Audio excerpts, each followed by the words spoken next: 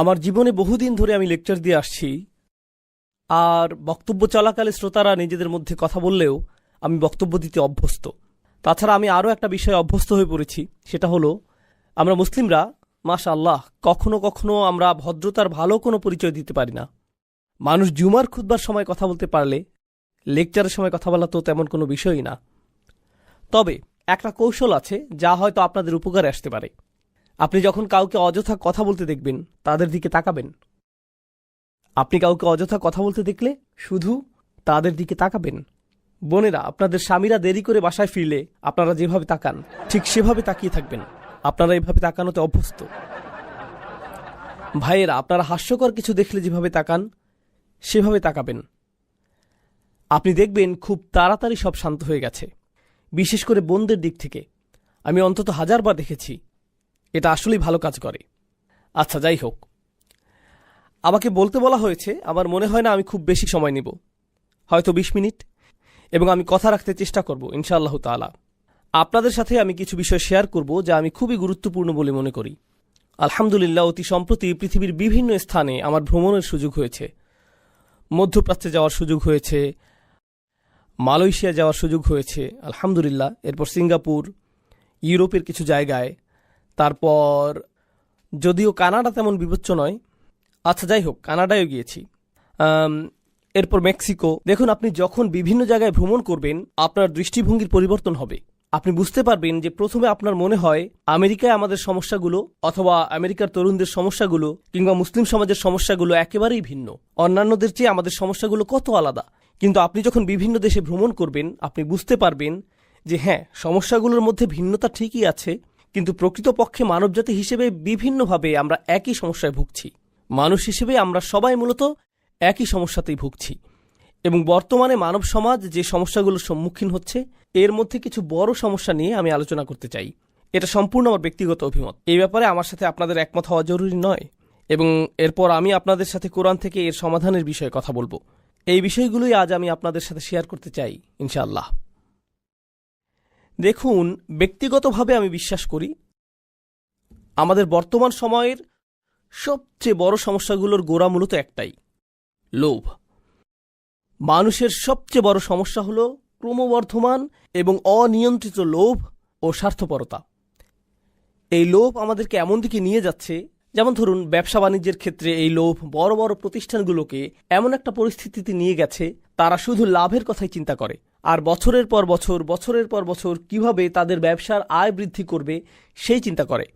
এবং এমনটা করতে গিয়ে সমুদ্রের একটা সম্পূর্ণ অংশ কি ধ্বংস হয়ে যাচ্ছে, নাকি একটা পুরো গ্রাম উজাড় হয়ে যাচ্ছে, নাকি এর মাধ্যমে পাহাড় ধ্বংস হয়ে যাচ্ছে, অথবা এটি শুধু পরিবেশের গঠনগত ক্ষতি করছে তাই নয়, বরং সমগ্র পৃথিবীর সামাজিক এবং অর্থনৈতিক পরিবেশের ক্ষতি করছে, তারা এসবের কোনো কিছুই তোয়াক্কা করছে না, কারণ দিন শেষে এর মাধ্যমে তারা লাভ করতে পারছে। তাহলে পৃথিবীর সমস্ত দুর্নীতির একটা বড় অংশ, রাজনৈতিক দুর্নীতি বলেন বা পরিবেশগত দুর্নীতি, যা খুবই আশঙ্কাজনক, তাই না? এই সব কিছুর মূল কারণ হচ্ছে অনিয়ন্ত্রিত, লাগামহীন এবং অপ্রতিরোধ্য লোভ। এটাই মূল কারণ। আমি ব্যক্তিগতভাবে বিশ্বাস করি এটাই বর্তমান বিশ্বের অনেক অনেক অনেক সমস্যার কেন্দ্রবিন্দু। আপনি যদি লোভ সম্পর্কে কোরআন থেকে গবেষণা করেন আপনি দেখবেন আল্লাহ আযজা জাল্লা বেশ স্পষ্ট ভঙ্গিতে এর বর্ণনা দিয়েছেন। তিনি বলছেন, ওমা ইউকা শুহা নাফসিহি ফাউলাইকা হুমুল মুফলিহুন। আয়াতটির ভাষা খুবই ইন্টারেস্টিং। আল্লাহ বলছেন যাদেরকে তাদের অন্তরে বিদ্যমান লোভ থেকে রক্ষা করা হয়েছে। অন্যভাবে বলতে গেলে আল্লাহ এই সত্যের ঘোষণা দিচ্ছেন যে প্রত্যেক মানুষের মধ্যে কি আছে? লোভ আছে। আমরা সবাই লোভী। বিষয়টা এমন না যে কিছু মানুষ লোভী আর কিছু মানুষ লোভী নয়। প্রকৃতপক্ষে আমরা সবাই লোভী। এবং এরপর আল্লাহ বলছেন অমাইয়ুকা, যা প্যাসিভ ফর্ম। এর মাধ্যমে বলা হচ্ছে যে ব্যক্তিকে এই লোভ থেকে রক্ষা করা হয়েছে, অর্থাৎ আমার অন্তরের ভিতরে এমন কিছু একটা আছে এবং আমি নিজে আমাকে এর থেকে সুরক্ষিত রাখতে পারি না। ইয়ানি লাম ইয়াকুল ওমা ইয়াত্তাকি শুহা নাফসিহি, যে ব্যক্তি তার অন্তরের লোভ বা সংকীর্ণতা থেকে নিজেকে রক্ষা করতে পারবে। আমি যদি বলি, মনোযোগ দিয়ে শুনুন, আমি যদি বলি আমি আমাকে রক্ষা করতে সক্ষম, এখানে রক্ষা করার কাজটি কে করছে? আমি নিজে। আমি নিজে কাকে রক্ষা করছি? আমার নিজেকে। কিন্তু আমি যদি বলি আমাকে রক্ষা করা হয়েছে, এই ধরনের বাক্যে রক্ষা করার কাজটা কে করছে? অন্য কোনো ব্যক্তি। এমন কেউ যার কথা উল্লেখ করা হয়নি। এই আয়াতে আল্লাহ বলছেন, তোমাদেরকে অবশ্যই বাইরে থেকে নিরাপত্তা দিতে হবে, বাইরের কাউকেই আসতে হবে যে তোমাদেরকে তোমাদের মনের গভীরে থাকা লোভ থেকে রক্ষা করবে, এবং তোমাদের কাছ থেকে লোভ, সংকীর্ণতা কখনো আলাদা করা যায় না। এই জন্যই কোরআনের ভাষায় আমরা এমনটা পাই না আশুহা ফি নফসিহি অথবা আশুহা লি নফসিহি, বরং এটা ছিল শুহা নফসিহি। এর মানে হলো, ব্যাকরণের শিক্ষার্থীদের জন্য বলছি, এটা একটা ইদাফ, এখানে একটা মুদাফ এবং মুদাফ ইলাই আছে, এবং এই দুইটা শব্দ পরস্পরের সাথে দৃঢ়ভাবে জুড়ে আছে। আপনি একটা মুদাফকে মুদাফ ইলাই থেকে আলাদা করতে পারবেন না। আল্লাহ বলছেন, মানুষ কখনোই তাদের নিজেদেরকে লোভ থেকে পৃথক করতে পারবে না। এমন কোনো একটা দিন আসবে না যেদিন আপনার ঈমান এতটাই সুউচ্চ থাকবে এবং আপনি আর কোনো লোভ অনুভব করবেন না। এমনটা কখনোই হবে না। প্রত্যেকটা দিন আমাকে আপনাকে লোভের বিপরীতে নিজেদেরকে আত্মরক্ষা করে যেতে হবে। এটা একটা সার্বক্ষণিক সংগ্রাম।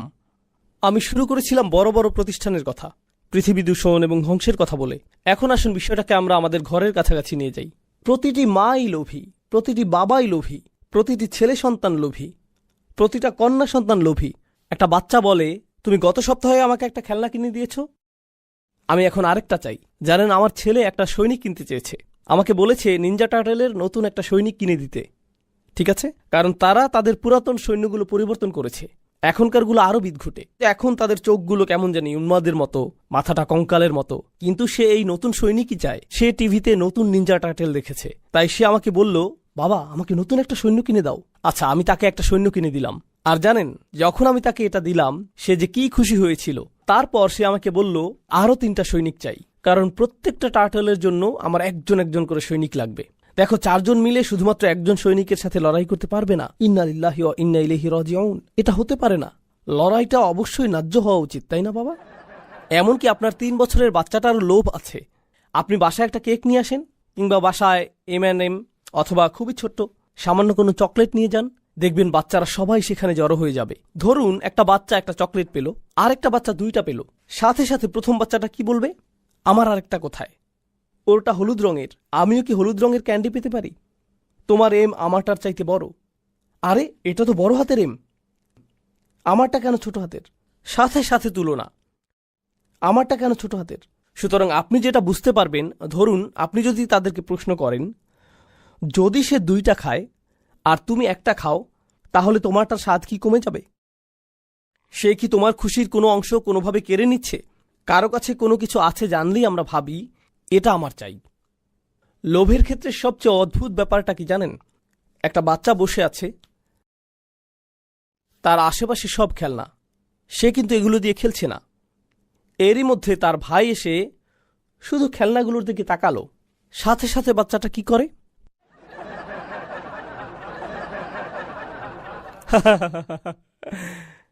সাথে সাথে সাথে সাথে আপনি অন্যের সামনে নিজেরটা দখলে নিতে চান, আর যখন সামনে কেউ থাকে না, আপনি আপনার জিনিসকে অত পাত্তাই দেন না।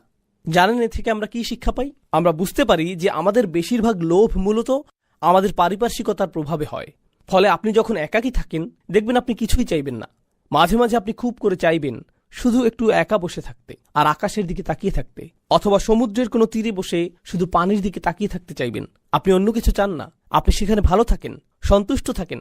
কিন্তু আপনি যখন লোকালয়ে বের হন আর খুব সুন্দর একটা গাড়ি দেখেন, যখন অনেক সুন্দর কোনো এলাকা দেখেন, বড় কোনো বাড়ি দেখেন, যখন আপনি অন্য কোনো শহরে ভ্রমণ করেন যেখানকার আবহাওয়া ডালাসের চাইতে অনেক অনেক ভালো এবং যেটা পাওয়া খুব একটা কঠিন কাজও না, তখন সাথে সাথে আপনার কেমন লাগে? ও, আমার এটা চাই, এটা চাই আমার। এই লোভ শুধুমাত্র পৃথিবীকেই কলুষিত করে না, বরং পরিবারগুলোকেও কলুষিত করে। এটা পরিবারগুলোকে কলুষিত করে, সমাজকে দূষিত করে।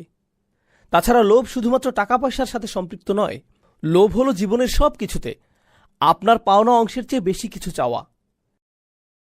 আপনি যদি ভাইস প্রেসিডেন্ট হন, আপনি প্রেসিডেন্ট হতে চান। আপনি সহকারী শিক্ষক হলে অধ্যক্ষ হতে চান। আপনি অধ্যক্ষ হয়ে থাকলে আরও বড় প্রতিষ্ঠানের অধ্যক্ষ হতে চান।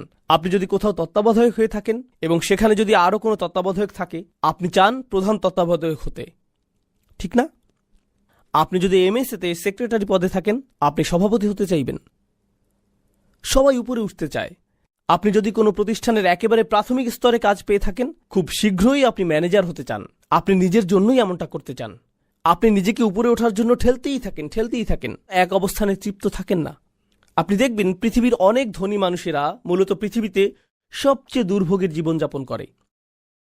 যারা কোটি কোটি টাকা আয় করেছে, যারা পাগলের মতো টাকা আয় করেছে, এই ধরনের মানুষদের মধ্যে বেশিরভাগেরই জীবন বলতে কিছু থাকে না। তাদের কোনো জীবন থাকে না, পরিবার থাকে না, তাদের ছুটি বলতে কিছু থাকে না। তারা ছুটি নিতে চান না, তারা শুধু উপরে উঠতে চান। তারা মনে করেন তারা ছুটিতে গেলে তাদের ছুটে চলার এই যন্ত্রের গতি কমে যাবে, তাদের কাজে দ্রুত ফিরে আসতে হয়। এবং তারা যদি ছুটিতে গিয়েও থাকেন, সেখানে বসেও ইমেইলের উত্তর দেওয়ায় ব্যস্ত থাকেন। তাদের মস্তিষ্ক কখনো বিরতি নেয় না। লোভ আপনার সাথে এমনটাই করে থাকে, আপনাকে একটা দুর্ভোগের জীবন উপহার দিতে পারে। যেভাবে লোভের ফলে পৃথিবী দুর্ভোগের শিকার হচ্ছে, প্রত্যেকটা মানুষ ওইভাবে ভুগছে, এর ফল ভুগছে, দুর্ভোগে ভুগছে। তরুণ প্রজন্মের কিসের লোভ হয় বলুন তো? তরুণদের একটা চাহিদা হলো, দেখুন একটা সময় আমরা সবাই তরুণ ছিলাম, সেই সময়টা কোনো যুগেই পরিবর্তন হয় না। আমি বুঝি না এখন কিসের চল চলছে, আমি জানি না এগুলো, কারণ এখন আমার বয়স হয়েছে, আমি বুঝি না এসব। আমাদের মুরব্বীরাও কিন্তু আমাদেরকে বুঝেন না, তাহলে তারা কিভাবে এখনকার কিশোর আর তরুণদের বুঝবেন? তারা বুঝতে পারবেন না। আজ থেকে 15 বছর পর আপনিও ভবিষ্যতের তরুণদের বুঝতে পারবেন, এমনটা হবে না। তখন আপনার সময় পার হয়ে যাবে। কিন্তু সব যুগের তরুণদের মধ্যেই একটা জিনিস অপরিবর্তিত থাকে, আপনি লেটেস্ট জিনিসের সাথে সমান গতিতে চলতে চান। হতে পারে এটা কোনো গ্যাজেট, অথবা কোনো অ্যাপ, নতুন কোনো ডিজাইনের কাপড় হতে পারে, অথবা কোনো পরিভাষা, অথবা ধরুন নতুন কোনো সামাজিক চর্চাও হতে পারে। সেটা যাই হোক না কেন, আপনি একেবারে অত্যাধুনিকটাই চান। নতুন কিছু আসলেই আপনি সেটা চান, নতুন জিনিস মানেই ভালো হবে। আপনি সবার আগে বলতে চান, এই তুমি এটা সম্পর্কে শুনেছ? কারণ তারা যদি না শুনে থাকে, অন্য সবার আগে আপনি বিষয়টা সম্পর্কে তাদেরকে অবহিত করেছেন। আপনি সাথে সাথে এটার উপর হুমড়ি খেয়ে পড়েন। এর মাধ্যমে যা বোঝা যায় তা হলো, তরুণরা এই জগতের সবচেয়ে অস্থির প্রকৃতির মানুষ, এবং এটা সব প্রজন্মের তরুণদের ক্ষেত্রেই প্রযোজ্য। তরুণরা মুহূর্তের মধ্যে একটা থেকে অন্য একটা, তারপর আরেকটা, এরপর আরও একটা জিনিসের দিকে ঝুঁকে পড়ে। তরুণদের কাছে যে জিনিসটা একসময় দারুণ ছিল, চমৎকার ছিল, খুবই সুন্দর ছিল, বা যেমনই ছিল, কয়েক সপ্তাহ পর একই জিনিসটা অর্থহীন, পচা, নগণ্য এবং বলার মতো নয় এমন হয়ে যায়। তারা খুব সহসাই বন্ধু পাল্টায়, একজন থেকে আরেকজন, তারপর আরেকজন, এবং এটাই হয়ে থাকে। এভাবে যখন যে জিনিসের চল থাকে, হ্যাঁ, এটা বোঝানোর সবচেয়ে সহজ উদাহরণ হলো, যেমন ধরুন ফোনের নতুন ভার্সন, ঠিক না? ফোনের নতুন ভার্সন, যা অনেকটা পুরনো ভার্সনের মতোই দেখতে, কিন্তু তারপরও মানুষ বলে দিতে পারে যে আপনার কাছে 4 আছে, 5 নেই, অথবা আপনার কাছে 5C আছে, 5S নেই। অথবা আপনি এমনিতে নিজেই বলতে পারেন এবং হঠাৎ নিজেকে ছোট মনে করতে পারেন, কারণ আপনার কাছে শুধু একটা ফোনই আছে, এটার কোনো স্ক্রিন নেই, আপনি এখনো বাটন ফোন ব্যবহার করেন। মানুষের সাথে এটাই হয়। আমি আমার মূল পয়েন্টে ফিরে আসি। এখন এমনটাই হয় যখন আমরা সবসময় বেশি পাওয়ার কথা ভাবতে থাকি। আমরা মনে করি আমরা আরও অনেক কিছু পাওয়ার দাবি রাখি, ঠিক আছে? এই অনুভূতিটাই আমাদেরকে সার্বক্ষণিক একটা অতৃপ্তিতে ডুবিয়ে রাখে। আমরা বরাবরই অসন্তুষ্ট থাকি। এটা এ ধরনের চিন্তার একটা প্রভাব। আমরা সবসময় ক্রুদ্ধ হয়ে থাকি। যা কিছু আপনার সামনে আসুক, আপনি এটা নিয়ে বিদ্রূপ করেন। আপনি এটা কোনো না কোনোভাবে পাশ কাটিয়ে আসেন। হয় সেটা নিয়ে হাসি তামাশা করেন, অথবা মন্তব্য করেন, ছোট কোনো অঙ্গভঙ্গি বা চাহনি দেন, বলেন হ্যাঁ আমার কি। সব কিছুর প্রতি আপনার প্রতিক্রিয়া এমনটাই হয়। এর মানে হলো জীবনকে কিভাবে উপভোগ করতে হয় সেটা আপনি জানেন না, কারণ আপনি আপনার চারপাশের সবকিছুকে অগ্রাহ্য করেছেন। আপনার মতে সবকিছুকে এভাবেই নগণ্য মনে করতে হয়। আপনি কোনো কিছুই আর ভালোভাবে মূল্যায়ন করতে পারেন না। টিনেজারদের বেড়াতে নিয়ে যান, তখন কি হয়? তোমাকে আনন্দিত দেখাচ্ছে না কেন? হোটেলটা কেমন বলো তো? কি অপূর্ব দৃশ্য দেখো। মোটামুটি। তারা মূল্যায়ন করতে পারে না। মূল্যায়ন করার ক্ষমতা আপনার কাছ থেকে কেড়ে নেওয়া হয়েছে। এই যে অতিমাত্রার লোভ, প্রতিনিয়ত এবং তাৎক্ষণিক আনন্দ পাওয়ার ইচ্ছা, এগুলোর ফলে কি হয় জানেন? তরুণদের পুরো একটা প্রজন্ম গড়ে উঠেছে যারা চরম উদাসীন এবং নিরুৎসাহিত। তারা প্রতিনিয়ত এত বেশি কিছু করার এবং এত বেশি জিনিস পাওয়ার প্রতি আকৃষ্ট হয় যে তারা জীবনে কোনো কিছু অর্জন করে নেয়ার ইচ্ছাই হারিয়ে ফেলে। তারা শুধু বাসায় বসে থাকে আর সারাদিন ভিডিও গেম খেলে, আর নেটফ্লিক্সে বা অ্যামাজনে, হুলু কিংবা ইউটিউব বা অন্য যেখানেই হোক একটার পর একটা ভিডিও দেখে, এবং এভাবেই চলতে থাকে। আপনি যদি তাকে প্রশ্ন করেন তুমি কি করতে চাও? কিছু না। তুমি আগামীকাল কি করবে? এই তো কিছু না। তোমার জীবনের লক্ষ্য কি? আমার তেমন কোনো লক্ষ্য নেই। তোমার মেজর বিষয় কোনটা? আমি এখনো ঠিক করিনি। কি বলো তুমি? 5 বছরের সিনিয়র, অথচ এখনো তোমার মেজর ঠিক করনি? আমি নিশ্চিত না, আমি অনেক কিছু চেষ্টা করেছি, তারপরও আচ্ছা যাকগে। তাহলে আপনি একেবারে নিরুৎসাহী একটা প্রজন্ম দেখেন। আপনি জানেন এই ধরনের সম্পূর্ণ নিরুৎসাহী একটা মানব সভ্যতা গড়ে উঠলে কি হয়? এই যে প্রচণ্ড লোভী মানুষগুলো যারা অন্যায় করে এবং আক্ষরিক অর্থে পৃথিবীর সম্পদগুলো লুট করে থাকে আর দুর্বলদের অন্যায়ভাবে নিয়ন্ত্রণ করে, তারা এত সব কিছু করার পরও পার পেয়ে যায়, কারণ সংখ্যাগরিষ্ঠ লোকজনেরই এগুলো পরোয়া করার মতো অনুভূতি নাই। তাদের আত্মকেন্দ্রিকতা তাদেরকে সম্পূর্ণ অনুভূতিহীন বানিয়ে দিয়েছে। আমার চাওয়াগুলো যতক্ষণ পূরণ হচ্ছে, এসবের কি দরকার? তাহলে আমরা এমন একটা সময় বাস করছি যেখানে আপনি টিভিতে চ্যানেল পরিবর্তন করে করে দেখতে পারেন, অথবা ফেসবুক পেজ বা অন্য কোথাও যেখানে বিজ্ঞাপন দেখায়, যেখানে আফ্রিকার বাচ্চাদের কষ্ট, অথবা বাংলাদেশে ঘটে যাওয়া ভয়াবহ বন্যার দৃশ্য বা পাকিস্তানে ঘটে যাওয়া কোনো তীব্র ভূমিকম্পের দৃশ্য দেখানো হয়, আর আপনি সেই ছবিগুলো দেখেন এবং আপনার মধ্যে কিছুই হয় না, আপনার কোনো কিছুর পরিবর্তন হয় না, চোখ দিয়ে পানি আসে না, কিছুই হয় না। আপনি মানুষের দুঃখ দুর্দশা থেকে সম্পূর্ণ বিচ্ছিন্ন, সম্পূর্ণ বিচ্ছিন্ন। এটা কতটা ভয়াবহ ব্যাপার আপনি জানেন? দেখুন, আমরা কিন্তু এখানে ঈমান নিয়ে কথা বলছি না, আমরা বলছি ধীরে ধীরে আমাদের মধ্যে মনুষ্যত্ব কমে যাচ্ছে। এগুলো মানবিক অনুভূতি। আপনি হতে পারেন একজন খ্রিস্টান, একজন ইহুদি কিংবা নাস্তিক। যখন আপনি কোনো মানুষের দুঃখ কষ্ট দেখবেন, অবশ্যই আপনার মধ্যে এর প্রভাব পড়ার কথা। আপনার মনের মধ্যে এমন কিছু ঘটবে যা আপনাকে পীড়া দিবে, মানুষকে সাহায্য করার আকাঙ্ক্ষা তৈরি হবে। কিন্তু যখন এই ধরনের কিছুই হয় না, তখন আপনি চ্যানেল পাল্টে সেটাই দেখেন যা দেখতে আপনার মন চায়, একটা মুভি যেটা আপনার মস্তিষ্ক থেকে এগুলো আবার মুছে দিবে। আজকাল এটাই ঘটে চলছে। এটা সত্যিই খুবই ভয়ঙ্কর সময়। আমি একটা মুসলিম দেশে গিয়েছিলাম, সেখানে একজন আরবকে জিজ্ঞেস করলাম এখানকার মানুষরা কিভাবে সময় কাটায়, তরুণরা কিভাবে সময় কাটায়। আমি অন্তত 50 জন লোকের কাছ থেকে একই উত্তর পেয়েছি যে তারা শপিং মলে ঘুরতে পছন্দ করে। এদেশে বেশ গরম, সারাদিন তাপমাত্রা বেশি থাকে, তারা বাইরে বের হয় না। শপিং মলগুলো রাতে খোলা থাকে, মাগরিব থেকে ফজর পর্যন্ত মলগুলো মানুষে ভর্তি থাকে। এরাই আপনাদের উম্মাহ, আপনাদের ভবিষ্যৎ প্রজন্ম। বাবা হিসেবে তারা কেমন বাবা হবে, মা হিসেবে কেমন মা হবে ওরা, ইসলামের কেমন দায়ী হবে, কেমন সরকার তারা চালাবে, ভবিষ্যতে কেমন মানুষ হবে ওরা, কেমন মুসলিম হবে সে কথা বাদ দিন, মানুষ হিসেবে ওরা কেমন হবে, বুঝতে পারছেন? যাই হোক, আমি আমার বক্তব্য সংক্ষিপ্ত করছি। আমার হয়তো আর 5 মিনিট সময় বাকি আছে। আজকে আমি আপনাদের যে বিষয়টা বলতে চাই সেটা হচ্ছে কোরআনের ক্ষমতা।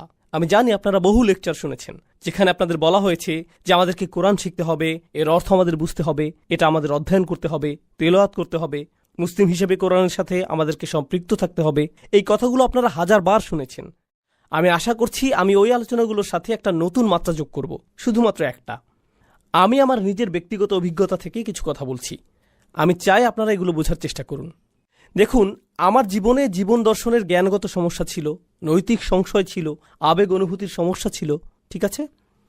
আমাদের সবার জীবনে কখনো না কখনো আবেগ অনুভূতির দ্বন্দ্ব থাকে, সবারই কখনো না কখনো অস্তিত্ব নিয়ে চিন্তার সংকট থাকে, জ্ঞান বিচক্ষণতার সংকট থাকে, কিংবা কোনো না কোনোভাবে আর্থিক সংকট থাকে। আমার জীবনের সেরা উপহারটা সম্ভবত আমার শিক্ষক আমাকে দিয়েছিলেন। তিনি বলেছিলেন, তুমি যখনই কোনো সমস্যায় পড়বে আল্লাহর কিতাবের কাছে সাহায্য চাও, আল্লাহর কিতাবের দিকে মনোনিবেশ করো। দেখুন, আরবি শেখার জন্য আমার অনুপ্রেরণা কিংবা তাফসীর অধ্যয়নের জন্য আমার অনুপ্রেরণা কখনোই কোরআনের জ্ঞান অর্জন করা ছিল না। জ্ঞান অর্জন করা আমার মূল উদ্দেশ্য ছিল না, এটা এখনও আমার মূল উদ্দেশ্য নয়। আমি জ্ঞান অর্জনের জন্য চিন্তিত নই, বরং আমার কাছে গুরুত্বপূর্ণ হল এ থেকে এমন একটা সম্পদ অর্জন করা যা আমাকে প্রতিনিয়ত সুস্থ করে তুলবে। বিষয়টা এমন, আমি মনে করি কোরআন একটা কূপের মতো, আর আমি প্রায় তৃষ্ণার্ত হই। যখনই আমার তৃষ্ণা পায় আমি কোরআনের কাছে যাই, এখান থেকে তৃষ্ণা মেটাই এবং আমি ভালো বোধ করি, এটা আমাকে প্রশান্ত করে। দেখুন, আমাদের বুঝতে হবে যে কোরআন হলো আর শিফা, কোরআন হচ্ছে শিফা, এটা মানুষকে সুস্থ করে তোলে।